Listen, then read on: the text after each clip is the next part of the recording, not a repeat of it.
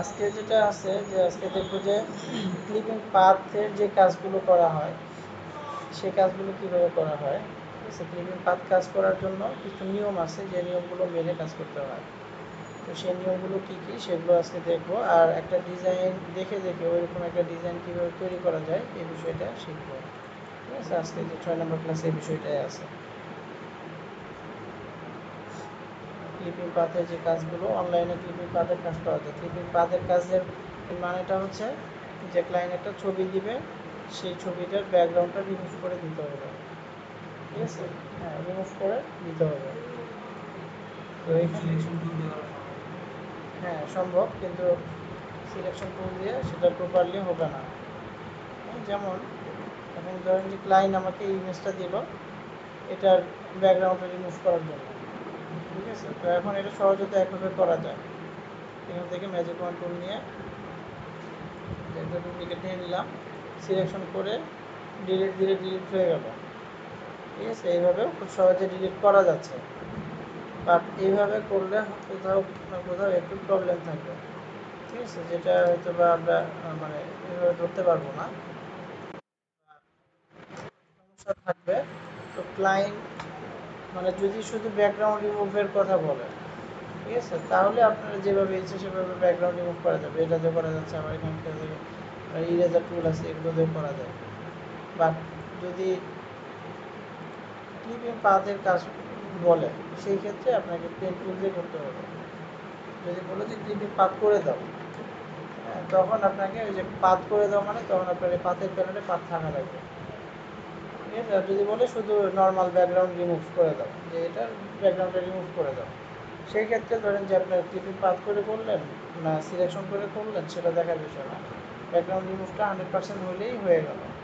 But clipping পাথের যদি বলে যে পাথ করে দাও তখন পাথ করতেই হবে। ঠিক আছে, তো এটা করার জন্য কিছু নিয়ম আছে, যেমন ফার্স্টে পেন টুলের পাথ মোডটা সিলেক্ট করতে হবে অবশ্যই। পাথ করার জন্য অবশ্যই পাথ মোডটা রাখতে হবে।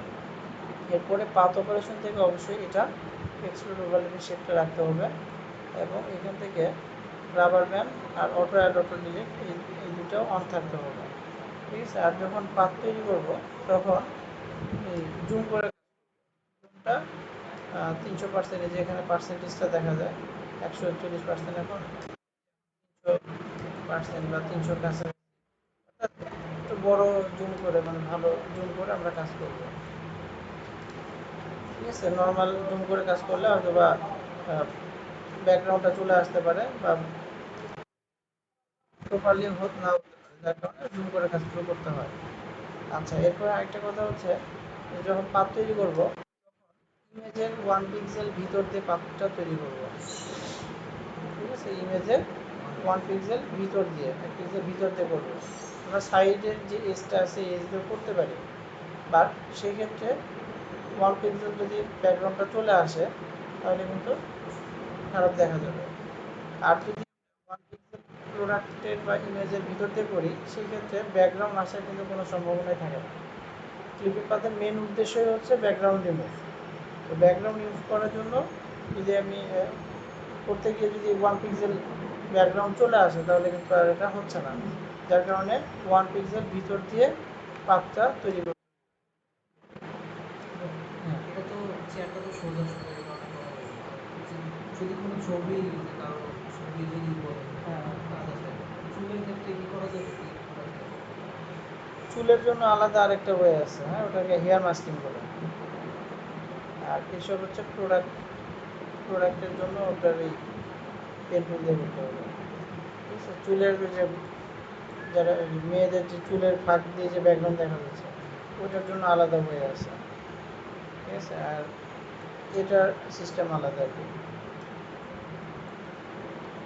তো জুম করবেন এবং কি 1 পিক্সেল ভিতর দিয়ে পাতটা তৈরি করতে হবে। আর আরেকটা কথা হচ্ছে এখানে যে ক্লিক করলে কি ওয়ার পাথ চলে আসে, ওয়ার পাথে কী সমস্যা হয়, একটা পাথ করলাম আরেকটা পাথ করতে গিয়ে আগেরটা আবার নাই হয়ে যায়, যার কারণে কি ওয়ার পাথে কোনো কাজ করা যাবে না। কাজ করার আগে একটা পাথ নিয়ে নিতে হবে। আচ্ছা, পাথ নিয়ে কাজ করতে হবে। আচ্ছা, আর আরেকটা যে সেদিনকে বলছিলাম যে অ্যাঙ্কর পয়েন্ট কয় ধরনের হয়? একটা এই যে কর্নার, এগুলো কি কর্নার অ্যাঙ্কর পয়েন্ট, তাই না? আর এগুলো কার্ভ বা রাউন্ড। তো অ্যাঙ্কর পয়েন্ট দুই ধরনেরই হয়, তাই না? একটা হচ্ছে কর্নার হতে পারে, আরেকটা কার্ভ হতে পারে। এখন এই কর্নার যেগুলো আছে এগুলোকে বলা হয় হার্ড অ্যাঙ্কর পয়েন্ট, আর যেগুলো কার্ভ আছে এগুলোকে বলা হয় সফট অ্যাঙ্কর পয়েন্ট। ক্লিয়ার? এটা হার্ড অ্যাঙ্কর পয়েন্ট কোনটা? যেগুলো কর্নার টাইপ সেগুলো হার্ড, আর যেটাতে হ্যান্ডেল দুইটা আছে সেটাকে কি বলা হচ্ছে? Soft anchor point. তাহলে এটা কি? এটা হার্ড, এটা এটা সফট। আচ্ছা, এখন এখন আমি যদি এই পাশে সোজা আসতে চাই তাহলে আমি কি করতে পারি? গত ক্লাসে দেখাইছিলাম, অল্টার প্রেস করে এখানে ক্লিক করলে এই অ্যাঙ্গেলটা ডিলিট হয়ে গেল, এখন সোজা গেল। আচ্ছা, এখন এই অ্যাঙ্গেল পয়েন্টটাকে কি বলা যাবে? এক পাশে হ্যান্ডেল আছে, আরেক পাশে হ্যান্ডেল নাই, এক পাশে হ্যান্ডেল আছে, আরেক পাশে হ্যান্ডেল নাই, এটাও হার্ড অ্যাঙ্কর পয়েন্ট। ঠিক আছে? সফট এটাও না, এটাও হার্ড অ্যাঙ্কর পয়েন্ট বলা হচ্ছে। আচ্ছা, এরপরে এখন এখানে ক্লিক করলাম। আচ্ছা, এখন আমি এদিকে সোজা যেতে যাচ্ছি, এই পাশের এটা কেটে দিতে পারি। আরেকটা ওয়ে হচ্ছে এই যে হ্যান্ডেলটা আছে এই হ্যান্ডেলটাকে আমি যেদিকে নিয়ে যাব সে ওই পাতটা তখন ওইদিকেই যাবে, তাহলে আমি হ্যান্ডেলটাকে সোজা আনতে পারি। ঠিক আছে? অল্টার প্রেস করে এখানে ক্লিক করলে কী হবে? হ্যান্ডেলটা কেটে যাবে। আর যদি অল্টার প্রেস করে এই মাথাটাতে ধরি তাহলে মাথাটা যেদিক ইচ্ছা সেদিক নিয়ে যেতে পারবো। বুঝা গেল? এখন এখানেও হ্যান্ডেল কিন্তু দুই দিকেই আছে, এদিকেও আছে, এই সাইডেও আছে, তারপরেও এটা হার্ড অ্যাঙ্কর পয়েন্ট। বুঝা গেল? সফট তখনই হবে যখন দুই সাইডেই মানে ওটার দুই সাইডে কাট থাকবে। যখনই এক সাইডকে আমরা একটু বাঁকা করে ফেলবো তখনই ওইটা হার্ড অ্যাঙ্কর পয়েন্ট হয়ে যাবে। হার্ড আর সফট ক্লিয়ার? আচ্ছা, এখন আর আরেকটা যে কথা সেটা হচ্ছে কর্নারগুলো ছাড়া, হ্যাঁ, যেগুলো কি কর্নার, এগুলো কর্নার না? কর্নার ছাড়া হার্ড অ্যাঙ্কর পয়েন্ট ইউজ করা যাবে না ক্লিপিং পাথের কাজের ভিতরে। হার্ড অ্যাঙ্কর পয়েন্ট ইউজ করা যাবে না কর্নার ছাড়া। কর্নারে তো হার্ড করতেই হবে। এখানে আমি তো এই যে এই পাশ থেকে আমি এই পাশে আসলাম, ঠিক আছে? এখন এই পাশটা একটু না ঘুরাই দেয় তাহলে তো আর এটা আসতেছে না। এক হতে পারে ঘুরাই দিতে পারি, আরেকটা কেটে দিতে পারি। তাহলে লাস্টে যেটা কি বললাম যে কর্নার ছাড়া হার্ড অ্যাঙ্কর পয়েন্ট ব্যবহার করা যাবে না। হার্ড অ্যাঙ্কর পয়েন্ট কখন হচ্ছে? একটা ক্লিক করলে হার্ড অ্যাঙ্কর পয়েন্ট হচ্ছে, তারপরে ক্লিক করে ড্র্যাগ করলাম, এই পাশে যেটা কেটে দিলাম এটাও হার্ড অ্যাঙ্কর পয়েন্ট। এরপর আরেকটা কি করলাম, এটা ঘুরাই দিলাম, এটাও হার্ড অ্যাঙ্কর পয়েন্ট। মানে একটা ক্লিক করলেও হার্ড অ্যাঙ্কর পয়েন্ট, আবার যদি হ্যান্ডেল একটা কেটে দিই তাও হার্ড অ্যাঙ্কর পয়েন্ট, হ্যান্ডেল যদি যে কোনো একদিকে ঘুরাই দিই তারপরে ওটাও হার্ড অ্যাঙ্কর পয়েন্ট। তাহলে হার্ড অ্যাঙ্কর পয়েন্ট ইউজ করা যাবে না। ঠিক আছে? হার্ড অ্যাঙ্কর পয়েন্ট ইউজ করা যাবে না, শুধুমাত্র কর্নারে করতে পারবো। মানে কর্নার ছাড়া হার্ড অ্যাঙ্কর পয়েন্ট ইউজ করা যাবে না।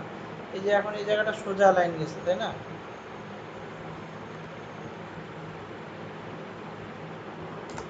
এখানে এটা সোজা লাইন গেছে, চাইলে কি এখানে একটা ক্লিক, এখানে একটা ক্লিক, এরকম করে করে যেতে পারি, বাট এটা করা যাবে না। এখানেও সফট অ্যাঙ্কর পয়েন্ট ইউজ করে করে আমাকে ব্যবহার করতে হবে। সফট কখন হচ্ছে? যখন দুইটা পাশেই হ্যান্ডেলটা থাকতেছে এবং মানে কার্ভ থাকবে। কার্ভ না থাকবে মানে দুই পাশে হ্যান্ডেল যখন থাকে ওইটাই সফট, আর যদি হ্যান্ডেলটা ঘুরে দেয় সেটা আবার হার্ড হয়ে যাচ্ছে। এটা তো ক্লিয়ার? আচ্ছা, তাহলে এটা শুরু করি। থেকে শুরু করলাম, আর 1 পিক্সেল ভিতর দিয়ে এটা চোখের আন্দাজ, একদম যে মানে ওই জুম করে তারপরে 1 পিক্সেলের এটা দরকার নেই। এখানে দেখছেন কতখানি জুম হয়েছে? 1900 পিক্সেল, 19% পর্যন্ত জুম হয়ে গেছে। এত দরকার এরকম 300-র কাছাকাছি জুম রাখলেই হয়ে যাবে। আচ্ছা, এখন এখানে পাত পাত করা লাগবে ইনসাইড আউটসাইড দুই দিকেই। চেয়ারের বাইরের দিক দিয়ে একটা পাত থাকবে, ভিতর দিক দিয়ে আবার আরেকটা আরও একটা না, এখানে একটা, এখানে একটা, এটা একটা, এটা একটা, অনেকগুলো 5-6টা আরও পাত তৈরি করা যায়, একটা ইনসাইড আর একটা আউটসাইড। তো ওয়ার্ক পাতে কাজ করা যাবে না, তাহলে একটা নিউ পাত নিয়ে নিলাম,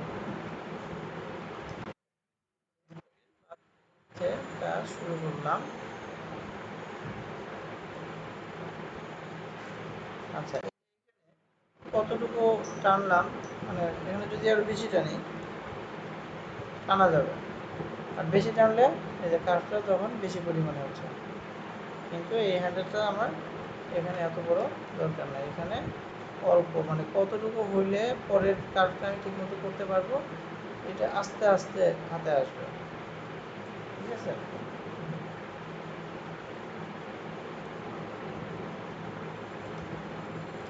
তো ভিতর দিয়ে করতেছি।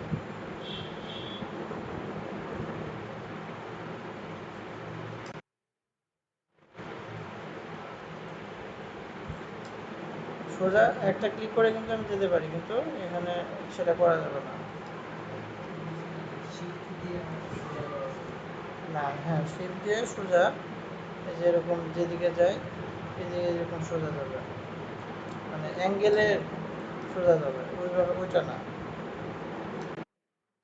এখানে কি করতেছি, পরে সামনের পা যেদিকে আমার যাওয়া দরকার, সামনের মাথাটা আমি সেদিকে রাখতেছি।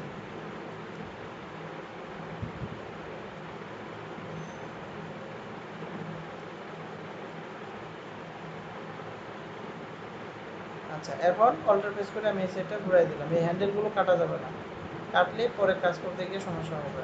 আমি পরে যখন এডিট করতে দিবে ক্লায়েন্ট, তখন ঝামেলায় পড়বে। ওই জন্য হ্যান্ডেল কোনোটাই কাটা যাবে না, হ্যান্ডেল। একটা না করতে হবে। হ্যাঁ, মানে এই হ্যান্ডেল কাটা যাবে না, হ্যান্ডেল তো এখানে দরকার নেই, না হলেও চলতেছে, কারণ সোজা যাবে। ঠিক আছে, কিন্তু হ্যান্ডেলটা রেখে দিতে হবে, যদি পরে ক্লায়েন্ট বলে যে চেঞ্জ করে দাও, এডিট করে দাও, তাহলে এই পাত যেহেতু থাকবে তখন কাজ করা যাবে, আর যদি এটা কেটে দিই তাহলে কিন্তু আর কাজ করা যাবে না। এই যে এখন সোজা যাওয়া দরকার, অল্টার প্রেস করে, এই যে এখন ক্লিপটা ছেড়ে দেয়নি, অল্টার প্রেস করে এটা ঘুরাই দিলাম, এখন এদিকে আমি যাবো। তো হতে পারে কি কেটে দিতাম, কিন্তু কেটে দিলে এই পাশের হ্যান্ডেলটাই থাকবে না। এখন কেটে আমি যদি দেই, এখন এখানে করলাম, তারপর যদি একটু বলে যে একটু এদিকে চাপাতে হবে, তাহলে কিন্তু আর এই হ্যান্ডেলটা নেই, তার কোনো পারা যাবে না। ঠিক আছে, এই জন্য হ্যান্ডেলগুলো রেখে দেবো, হ্যান্ডেলগুলো এডিট করবো না। আমরা এডিট করে তো অ্যাঙ্কর পয়েন্ট তো আবার অ্যাড হ্যাঁ, করা অ্যাড যায়। করা যাবে, কিন্তু এই যে ঝামেলা হবে পরে। ঠিক আছে, এক পাশের আছে, আরেক পাশের হ্যান্ডেলটা নাই, তাহলে তখন ইয়ে করে, যেখানে নাই সেখানে অ্যাঙ্কর পয়েন্ট অ্যাড করলে আপনার দুই দিকে হ্যান্ডেল বারটা চলে আসতেছে, কিন্তু যেখানে আছে সেখানে যদি দেন তাহলে তো অ্যাঙ্কর পয়েন্টটা ডিলিট হয়ে যায়।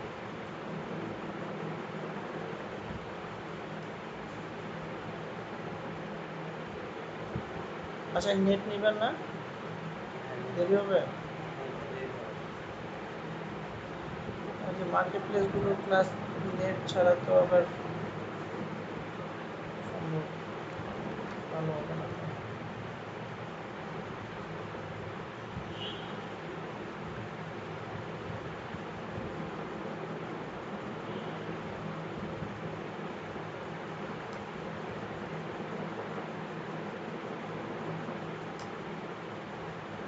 কোনটা কি দিয়ে দিচ্ছেন যে হুম, অল্টার প্রেস এদিকে করে, এদিকে হ্যাঁ, ঘুরে দিচ্ছেন। যেদিকে আমি যাব সেই দিকে ঘুরে দিচ্ছি।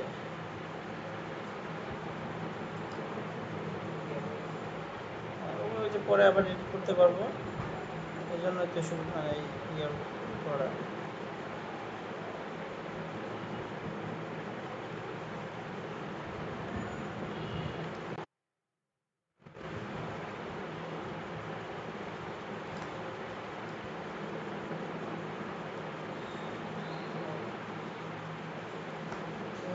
হুম, এক্ষেত্রে তো এই যে একটানা করার পরেও তো এই যে যুক্ত করা যাবে, এই যে প্রত্যেকটা ক্লিক কেন কি বলেন জানি এটা? Anchor point. হ্যাঁ, ওই যে ওখান হ্যাঁ, থেকে প্লাস মাইনাস আছে না, হ্যাঁ, ওখান থেকে হ্যাঁ, তো যুক্ত করা যায়, হ্যাঁ। পরে ওটা দিয়ে ওটা দিয়ে আর কিছু না সরালাম কিছু না। করা যাবে, ঝামেলা হবে, মানে আপনার কাজের সুবিধা হচ্ছে এইভাবে কাজ করা, পরে কোন জায়গায় দরকার, মানে আপনার পরে করাটা ঝামেলা আছে, দরকার পড়লে করা যাবে, বাট মানে আপনার নিয়ম যেটা আর কি, এইভাবে করলে কাজে সুবিধা হবে।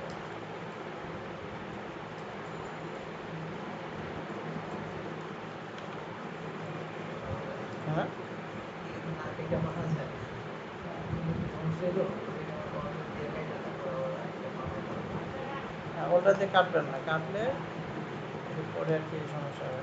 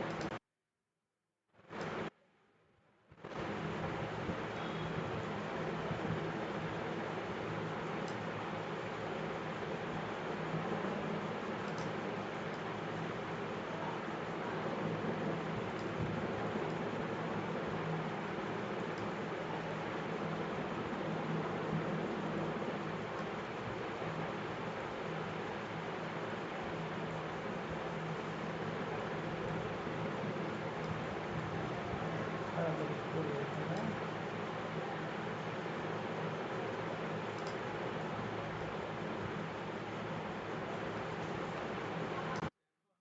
ইনসাইড করা লাগবে, ইনসাইডটা করি তারপরে কাজ করি।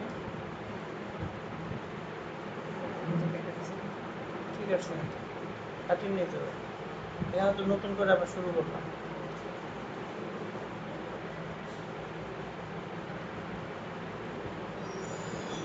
ইনসাইড ঠিকঠাক করতেছি না।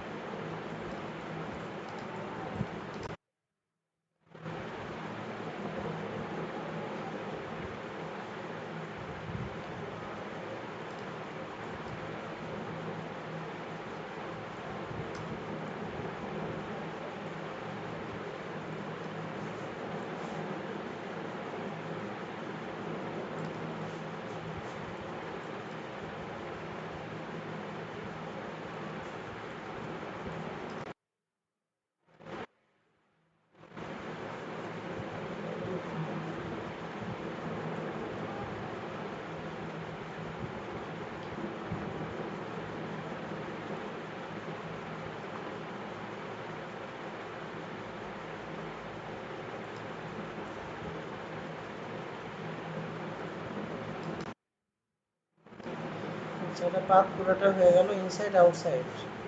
ঠিক আছে, এটা যেহেতু দেওয়া আছে, এরকম কন্ট্রোল ইন্টার দিলে এইভাবেই পুরোটা সাবট্রাক্ট হয়ে সিলেকশন তৈরি হয়ে গেল। হ্যাঁ আলাদা আলাদা পাস করা দরকার হয় এক পাতের ভিতরে। হ্যাঁ এক পাতের ভিতরে কি ওটা করা যাবে? হ্যাঁ হ্যাঁ, ইনসাইড আউটসাইড একটাতে, মানে এটা তো আলাদা না।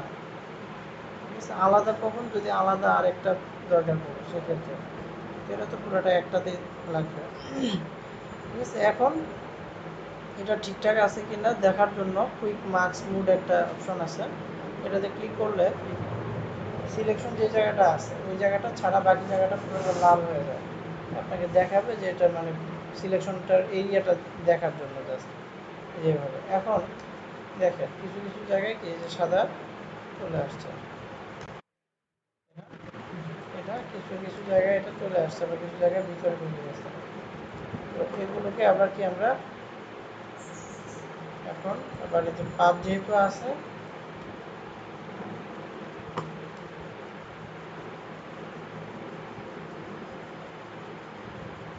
ব্যাপারটা দেখলাম যে এখানে ভিতরে চলে আসছে, আবার এই জায়গাগুলো ঠিকঠাক। এখন এই যে পাতগুলোকে ধরে আবার এডিট করা যাবে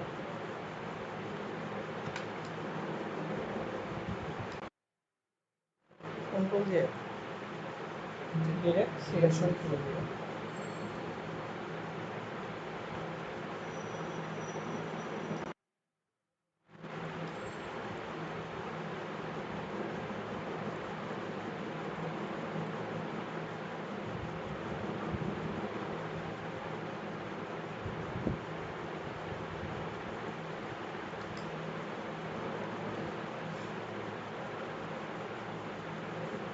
ঠিক আছে, এদিকটা এটা কেটে কিন্তু দেওয়া যেত, কাটলে এই যে এখন যে এডিট করার সুযোগটা পাচ্ছি সেটা পাওয়া যেত না। এই জন্য এগুলো একটাও হ্যান্ডেল কাটা যাবে না।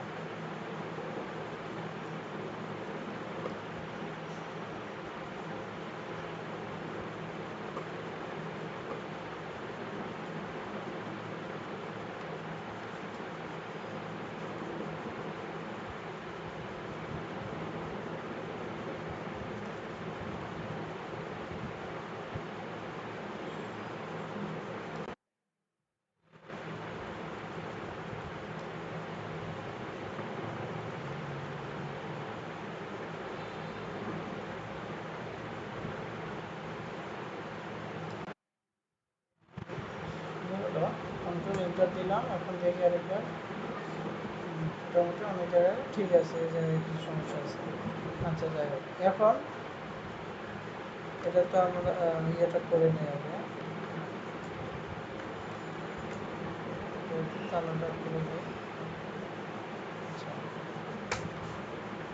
তারপরে এখন যদি ডিলিট পেজ করি কি ডিলিট হবে? চেয়ারটা ডিলিট হয়ে যাবে। আর ব্যাকগ্রাউন্ডটা ডিলিট করতে চাইলে ওই যে সিলেকশন চেঞ্জ করতে হবে, ইনভার্স করে নিতে হবে। হ্যাঁ, গত ক্লাসে মনে করছিলাম না, তার আগের ক্লাসে ছিল সিলেক্ট থেকে ইনভার্স, কন্ট্রোল শিফট আই। এখন ডিলিট করলে ব্যাকগ্রাউন্ডটা ডিলিট হয়ে যাবে।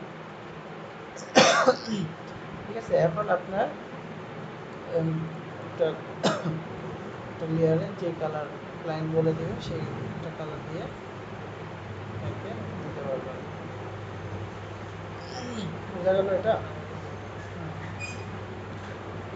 তো ক্লিপিং পাথের কাজগুলো আপনার হ্যাঁ, এটা আমার কি কোনটা? যে একটা জায়গায়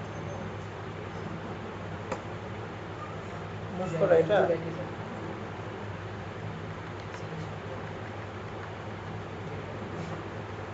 সিলেকশন সিলেকশন তো ছিল এইটা, এখন ডিলিট করলে চেয়ার ডিলিট হয়ে যাবে। তো আমার দরকার হচ্ছে ব্যাকগ্রাউন্ডটা ডিলিট করা, তাহলে সিলেকশনটাকে উল্টায় নিলাম, ইনভার্স, উল্টায় গেছে সিলেকশনটা। এখন এখন ডিলিট দিলে বাকি যে ওগুলো ডিলিট হবে আর কি। এইটা দিছে বলে হ্যাঁ, ডিলিট ডিলিট একটু উল্টায় নিছে এখন। এখন এই জায়গাগুলো সিলেকশনের বাইরে আছে, এইটা হচ্ছে এখন সিলেকশনের বাইরে, চেয়ারটাই পুরোটাই সিলেকশনের বাইরে আছে। ঠিক আছে, এই। তো এখন এই ক্লিপিং পাথের কাজগুলোর ক্ষেত্রে আপনার ক্লায়েন্ট যদি বলে যে আপনার ক্লিপিং পাথ করে দাও, তখন তো আপনাকে অবশ্যই পেন টুল দিয়ে পাথ তৈরি করতে হবে। ঠিক আছে, মেন ফাইলটাও ক্লায়েন্ট যদি চায় তাহলে তাকে মেন ফাইলটা সহ তাকে দিতে হবে। এই যে পাথ করা যে ফাইলটা আছে, এখন যদি সেভ করি এই পাথটা থেকে যাবে, থাকবে না, এই মেন ফাইলে পিএইচডি ফাইলে থেকে যাবে। ঠিক আছে, যদি পিএইচডি ফাইলটা চায় তাহলে এই পাথ করা ফাইলটা সহ তাকে দিতে হবে।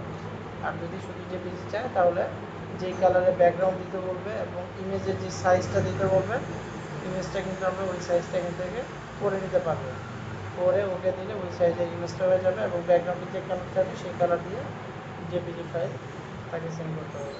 ঠিক আছে, এই কোন কালার আলাদা একটা লেয়ার নিয়ে যেই কালার দিতে বলবে সেই কালার দিয়ে দিলাম।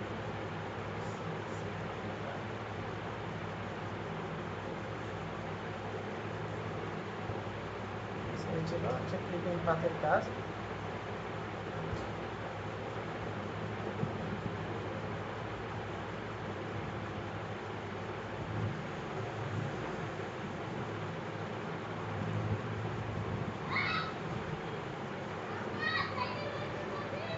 আচ্ছা, আরেকটা এই ক্লিপিং পাথেরই আরেকটা নাম আছে, সেটা হচ্ছে মাল্টিপাথ বলে।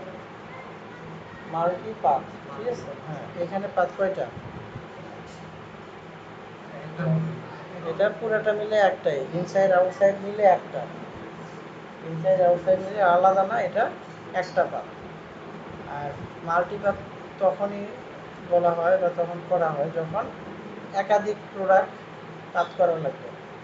যেমন ধরেন এখানে কি প্রত্যেকটা আলাদা আলাদা প্রোডাক্ট, এটা একটা, এটা জামা একটা, এখানে এটা একটা, জুতা একটা, দেখেন প্রত্যেকটাই কিন্তু আলাদা আলাদা করে কালার চেঞ্জ করছে। জুতা তিন, অরিজিনাল এটা, এগুলো আলাদা আলাদা কালার, অরিজিনাল এটা আলাদা আলাদা কালার দিচ্ছে, অরিজিনাল এটা আলাদা আলাদা কালার, এগুলো সব আলাদা আলাদা কালার কালার দিচ্ছে। তো এই সব ক্ষেত্রে তখন ক্লায়েন্ট বলে যে মাল্টিপাথ করে দিতে, পাথ করার নিয়ম ওই একটাই, ঠিক আছে? এখন এই মাল্টিপাথটা কীভাবে করবে সেটা একটু দেখা দিচ্ছে। এটার ক্ষেত্রেও নিউ পাথ একটা নিয়ে নিলাম, ঠিক আছে? মাল্টিপাথের ক্ষেত্রে আপনার প্রত্যেকটা প্রোডাক্টের আলাদা আলাদা পাথের লেয়ার থাকতে হবে, প্রত্যেকটা প্রোডাক্টের জন্য আলাদা আলাদা পাথের লেয়ার থাকতে হবে, ঠিক আছে? তাহলে সেটা হচ্ছে মাল্টিপাথ।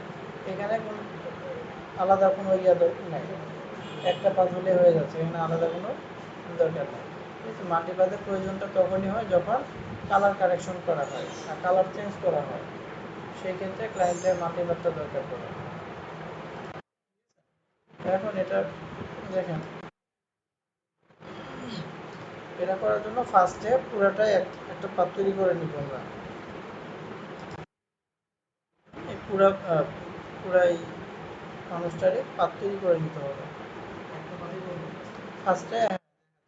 ফার্স্টে পুরোটা একটা পাতে করে নিলাম আমি, ইয়া করলাম, হ্যাঁ আগের মতো করে করলাম না, সময় লাগবে, এখান থেকে কেটে কুটে তাড়াতাড়ি করে মানে দেখাচ্ছি আর কি কীভাবে করা লাগবে, সেটা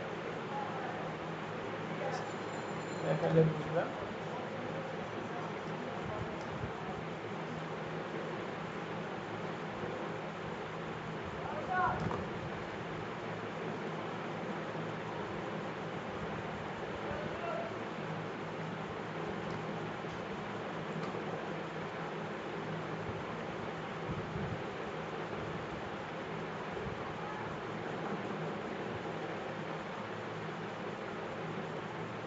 আচ্ছা, পুরোটা একটা পাতে করে ফেললাম, এই জায়গাটাও সাবট্রাক্ট থাকবে।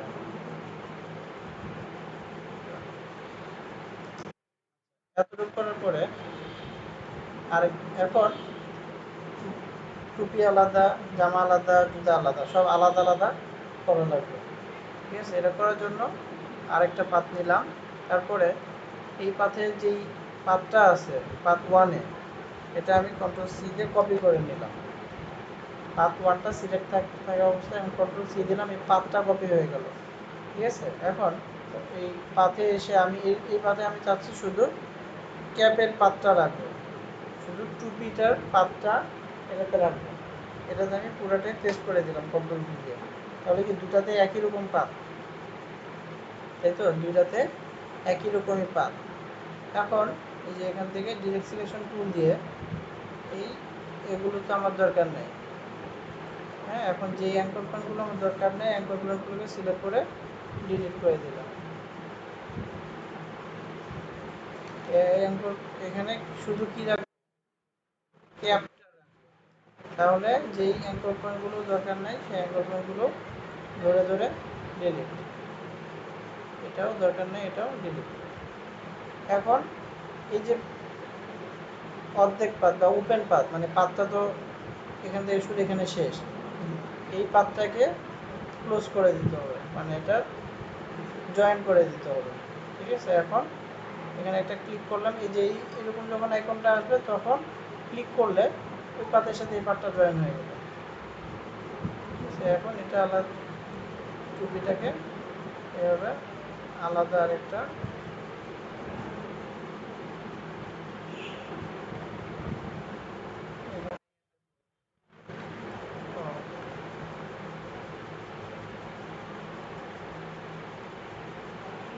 কি হলো?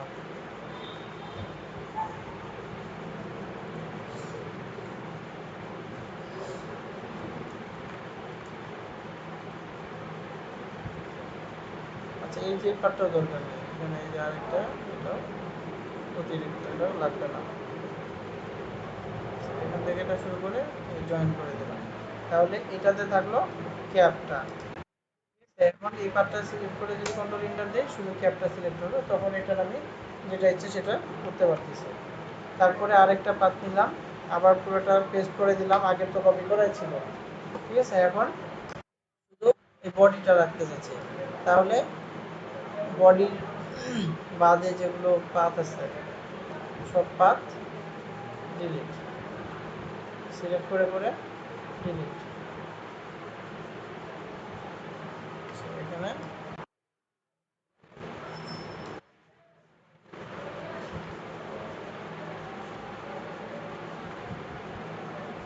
আচ্ছা, এটা থাকলো। পেন টুল নিয়ে এটা ধরেন একটা করে দিলাম। এরপরে নিচেও জয়েন করে দিতে হবে, এখানে দিলাম।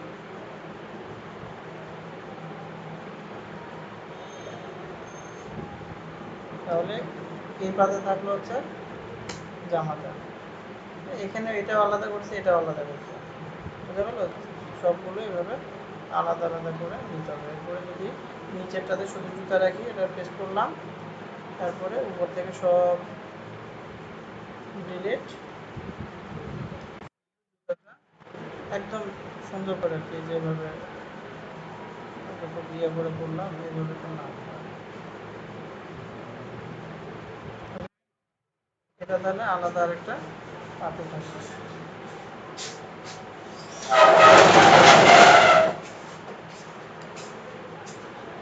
তাহলে এটাকেই বলা হচ্ছে মাল্টিপাথ। ঠিক আছে, এখন এই পাথের নাম আর কি আলাদা আলাদা। বলবে যে ক্লিনিক পাথ করে দাও, কখনো বলবে যে মাল্টিপাথ করে দাও। কাজে কি জাস্ট যে সিস্টেমটা আর কি নিল।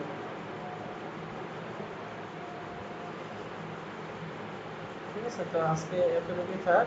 আর